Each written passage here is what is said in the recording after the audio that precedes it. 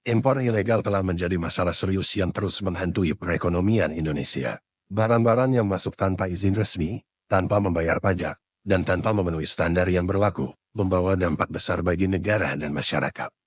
Siapa yang dirugikan? Impor ilegal bukan hanya merugikan pemerintah, tetapi juga rakyat secara keseluruhan. Berikut adalah dampak nyata yang ditimbulkan. Kehilangan pendapatan negara. Negara kehilangan potensi pajak dan bea masuk yang mencapai ribuan triliun rupiah. Dana yang seharusnya digunakan untuk pembangunan infrastruktur, pendidikan, dan layanan kesehatan justru menguap akibat praktik ilegal ini. Industri lokal terancam. Produk impor ilegal menciptakan persaingan tidak sehat bagi industri dalam negeri. Banyak perusahaan lokal yang kesulitan bertahan karena harus bersaing dengan barang impor ilegal yang harganya jauh lebih murah. Gulung tikarnya perusahaan dan PHK massal. Dalam 2 tahun terakhir, sekitar 60 perusahaan tekstil di Indonesia terpaksa tutup, menyebabkan lebih dari 250.000 pekerja kehilangan pekerjaan. Ini bukan hanya menghancurkan industri, tetapi juga memperburuk kondisi sosial dan ekonomi masyarakat. Mengapa impor ilegal terus terjadi? Banyak yang mengira bahwa tingginya pajak impor adalah alasan utama maraknya impor ilegal.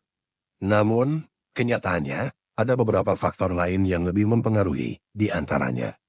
Proses perizinan yang rumit dan lambat. Pengurusan izin seringkali berbelit-belit dan memakan waktu lama. Contohnya, izin BPOM dijanjikan selesai dalam 8-14 minggu, tetapi kenyataannya bisa mencapai 6 bulan hingga 1 tahun untuk produk kosmetik dan makanan. Hal ini berdampak negatif bukan hanya bagi importir, tetapi juga bagi eksportir yang mengalami hambatan serupa. Adanya oknum yang memanfaatkan situasi.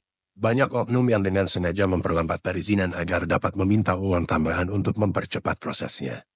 Praktik korupsi ini membuat banyak pengusaha terpaksa memilih jalur ilegal agar tetap bisa menjalankan bisnisnya. Kurangnya pengawasan terhadap jasa importasi borongan. Pemerintah dianggap kurang serius dalam menindak penyedia jasa impor borongan ilegal. Padahal, jika mau, mereka bisa dengan mudah menemukan jasa-jasa ilegal ini hanya dengan melakukan pencarian di internet. Dengan audit yang ketat, pelaku impor ilegal bisa ditekan dengan lebih efektif. Kebijakan yang sering berubah tanpa sosialisasi. Regulasi impor di Indonesia sering berubah secara tiba-tiba tanpa ada sosialisasi yang memadai. Hal ini menyebabkan kebingungan di kalangan pengusaha dan memicu mereka mencari jalan pintas, termasuk impor ilegal. Pertanyaan besar, apakah ini sengaja dibiarkan?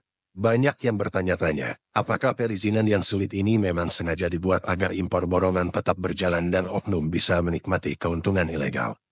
Apakah ini juga menjadi alasan mengapa banyak investor asing enggan berinvestasi di Indonesia?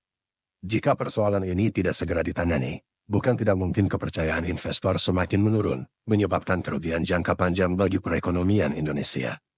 Solusi, tanggung jawab bersama. Impor ilegal bukan hanya tanggung jawab pemerintah, tetapi juga masyarakat. Kita semua memiliki peran untuk memastikan ekonomi Indonesia tetap sehat dan berdaya saing. Dukung produk legal, dengan membeli produk yang telah memenuhi standar dan membayar pajak, kita ikut membantu perekonomian negara. Dorong transparansi, pemerintah harus meningkatkan pengawasan terhadap proses perizinan dan menindak tegas oknum yang menyalahgunakan kewenangannya. Perbaiki kebijakan impor, regulasi yang jelas, transparan, dan stabil akan menciptakan iklim usaha yang lebih sehat dan mencegah praktik ilegal. Pada akhirnya, mendukung impor ilegal sama saja dengan memperkaya negara lain dan memiskinkan negara sendiri.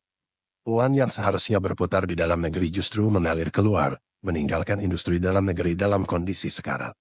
Saatnya berpindah. Jika masalah ini terus dibiarkan, kita semua yang akan merasakan dampaknya.